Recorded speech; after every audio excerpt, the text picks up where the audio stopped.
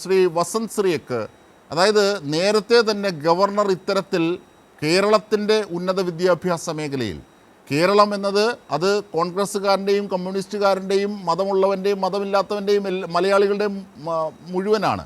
അപ്പോൾ കേരളത്തിൻ്റെ ഉന്നത വിദ്യാഭ്യാസ മേഖലയെ തകർക്കുന്ന ഇടപെടലുകൾ ഗവർണറെ ഉപയോഗിച്ച് ചെയ്യുന്നു. അത് മറ്റ് സംസ്ഥാനങ്ങളിൽ നിങ്ങൾക്ക് ബോധ്യമായിരുന്നു, ഇവിടെ ബോധ്യമാകാത്ത സാഹചര്യമുണ്ടായിരുന്നു.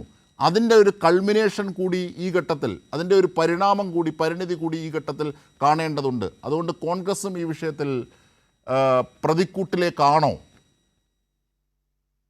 അല്ല അജിംഷാ, നോക്കൂ, ഞാൻ ഇതിനെ ഒരു വളരെ മെറിറ്റോറിയസ് ആയിട്ടാണ് ഈ ചർച്ചയെ കാണാൻ ആഗ്രഹിക്കുന്നത്. തീർച്ചയായും, പ്രത്യേകിച്ച് ഒരു അഭിഭാഷകൻ എന്ന നിലയിൽ കൂടി ഇന്നത്തെ വിഷയത്തിൽ വളരെ ഒരു പരിണിതമായ അസിഗ്നഗ്ധമായ ഒരു നിയമപ്രശ്നമുണ്ട്. ഒന്ന്, ഗോപിനാഥ് രവീന്ദ്രൻ കേസിലാണ് സുപ്രീം കോടതിയെ, ഇതേ ഗവർണറും ഇതേ സർക്കാരും സുപ്രീം കോടതിയെ സമീപിക്കുന്നത്. ഗോപിനാഥ് രവീന്ദ്രൻ കേസിൽ സുപ്രീം കോടതിയുടെ അന്നത്തെ ബെഞ്ച് ജസ്റ്റിസ് ചന്ദ്രചൂഡ് അടക്കമുള്ളവർ വളരെ കൃത്യമായി പറഞ്ഞു, ഒരു സർക്കാരിന്റെയും നോമിനേഷന്റെയോ റെക്കമെൻഡേഷന്റെയോ ലിസ്റ്റ് കിട്ടുന്നത് വരെ, വാറോല കിട്ടുന്നത് വരെ കാത്തിരിക്കേണ്ട ആവശ്യം ചാൻസലർമാർക്കില്ല, ഗവർണറിനല്ല, ചാൻസലർമാർക്കില്ല. രണ്ടും രണ്ട് പദവിയായിട്ടാണ് ഞാൻ കാണുന്നത്. ചാൻസലർമാർക്കില്ല. അതുകൊണ്ടാണല്ലോ ആ നിയമസഭ പാസാക്കിയ ബില്ലിനെതിരെ കോൺഗ്രസ് നിൽക്കുന്നത്. ശരി, പറയൂ, തുടരൂ.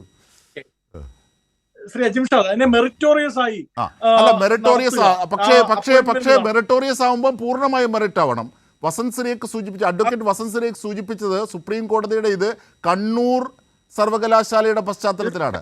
ഇത് KTU ആക്ട് പ്രകാരം പറയുന്ന കാര്യങ്ങളാണ് ഇവിടെ കോടതി പരിഗണിച്ചത്. അതാണ് ഈ കോടതിയുടെ ഓർഡറിൽ വ്യക്തമാക്കുന്നത്. താങ്കൾക്ക് തുടരാം.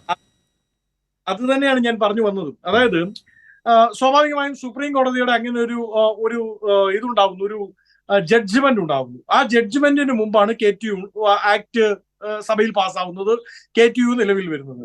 ആ KTU ആക്ടിൽ പറയുന്നത് എന്താണ്? സംസ്ഥാന സർക്കാരിന്റെ റെക്കമെൻഡേഷൻ പരിഗണിക്കണം എന്നാണ്. അങ്ങ് പറഞ്ഞതിലും തെറ്റുണ്ട്.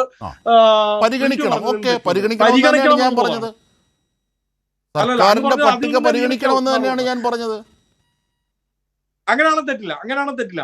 പക്ഷെ അതിൽ നിന്നേ നിയമിക്കാവൂ എന്ന വാശി സർക്കാരിന് പിടിക്കാൻ പറ്റില്ല. അതിന് വെളിയിൽ നിന്നേ ഞാൻ നിയമിക്കൂ എന്ന വാശി VCക്കും പിടിക്കാൻ പറ്റില്ല. രണ്ടുപേരുടെയും ഭാഗത്ത് ആ നിയമനത്തിൽ ഒരു മെറിറ്റ് ബേസ്ഡ് ആയിരിക്കണം ആ നിയമനം എന്നുള്ളതാണ്. ഇവിടെ നോക്കൂ, സുപ്രീം കോടതിയുടെ ഒരു ജഡ്ജ്മെന്റും ഒരു സഭയുടെ ഒരു ആക്ടും തമ്മിൽ പരസ്പരം പോരടിക്കുകയാണ്. അതിൽ തീരുമാനം എടുക്കേണ്ടത് സ്വാഭാവികമായും നിയമ സംവിധാനം തന്നെയാണ്. എൻ്റെ ഒരു വളരെ ലിമിറ്റഡ് ആയ അറിവിനുള്ളിൽ സുപ്രീം കോടതിയുടെ ഏറ്റവും ലേറ്റസ്റ്റ് ആയ ജഡ്ജ്മെന്റ് ഏതാണോ അതാണ് പ്രിവൈൽ ചെയ്യുക. അങ്ങനെയാണെങ്കിൽ ഇന്നത്തെ കാര്യത്തിൽ ഗവർണർ പറഞ്ഞതാണ് നിൽക്കുക. ആ മെറിറ്റിൽ നിന്ന് ഞാൻ രാഷ്ട്രീയത്തിലേക്കൊന്ന് വരുന്നു. UDFന്റെ പ്രധാന ഘടകകക്ഷിയായ മുസ്ലിം ലീഗ് PK കുഞ്ഞാലിക്കുട്ടി പറഞ്ഞ വാക്കുകൾ ഞാൻ വസന്തിനായി കേൾപ്പിക്കുന്നു.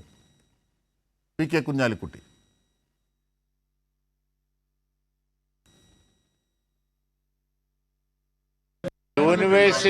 യൂണിവേഴ്സിറ്റി ഭരണത്തിൽ ഈ കേരള ഗവൺമെന്റിന്റെ ഇപ്പോഴത്തെ യൂണിവേഴ്സിറ്റി ഭരണങ്ങളിൽ ഓരോ യൂണിവേഴ്സിറ്റിയിലെ കാര്യത്തിലും ഞങ്ങൾക്ക് അഭിപ്രായ വ്യത്യാസമുണ്ട്.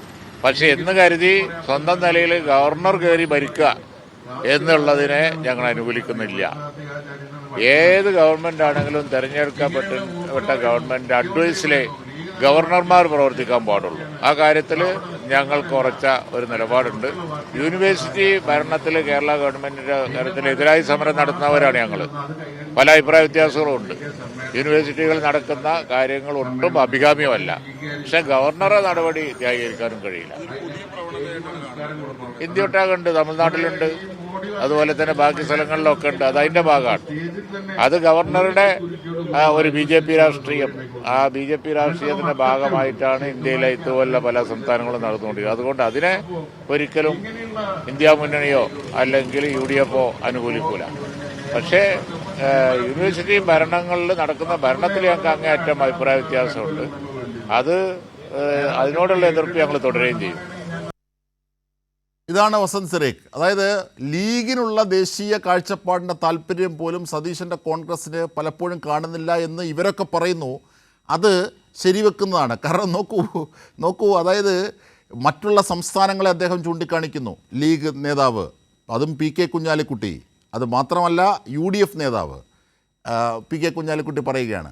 മാത്രമല്ല സർക്കാരിനോട് രാഷ്ട്രീയമായ സ്വാഭാവിക വിയോജിപ്പുകളുണ്ട്. പക്ഷേ അതവിടെ നിൽക്കട്ടെ, ഈ ഗവർണർ തിരഞ്ഞെടുക്കപ്പെട്ട ഭരണ സംവിധാനങ്ങൾക്ക് ഇടയിൽ കയറി ഇൻ്റർഫിയറൻസ് ഇടപെടലുകൾ നടത്തുന്നത് ശരിയല്ല. അത് ജനാധിപത്യത്തിൻ്റെ സാമാന്യ മര്യാദയാണ്. വസന്ത് സുരേഖ്. അല്ല അജിംഷാ, നോക്കൂ, ഞങ്ങളുടെ നിലപാടിൽ അതിലെന്താണ് വ്യത്യാസമുള്ളത്? ഞങ്ങൾക്ക് ഇതേ ഗവർണർ വെച്ച MG യൂണിവേഴ്സിറ്റി വൈസ് ചാൻസലറുടെ കാര്യത്തിൽ എതിരഭിപ്രായമുണ്ട്, നിങ്ങൾക്കില്ല. കാരണം അത് ഇടത് സംഘടനാ പ്രതിനിധിയാണ്. ഇതേ ഗവർണർ അപ്പോയിന്റ് ചെയ്ത മലയാളം യൂണിവേഴ്സിറ്റി VC-യുടെ കാര്യത്തിൽ ഞങ്ങൾക്ക് എതിരഭിപ്രായമുണ്ട്, പക്ഷെ നിങ്ങൾക്കില്ല. കാരണം അത് നിങ്ങളുടെ സംഘടനയുടെ പ്രതിനിധിയാണ്. നോക്കൂ, വാളെടുത്തവരെല്ലാം വെളിച്ചപ്പാട് എന്ന കളിക്ക് ഗവർണർ വാഞ്ഞു തുള്ളുകയാണ്. ഗവർണറിന് അനുകൂലമായ നിലപാടല്ല ഞങ്ങൾക്കുള്ളത്. ഗവർണർ പറഞ്ഞു വരുമ്പോൾ ഗവർണർക്ക് അനുകൂലമാകുന്നു എന്ന് തോന്നിപ്പോകുന്നു. അതാണ് ഒരു വിഷയം.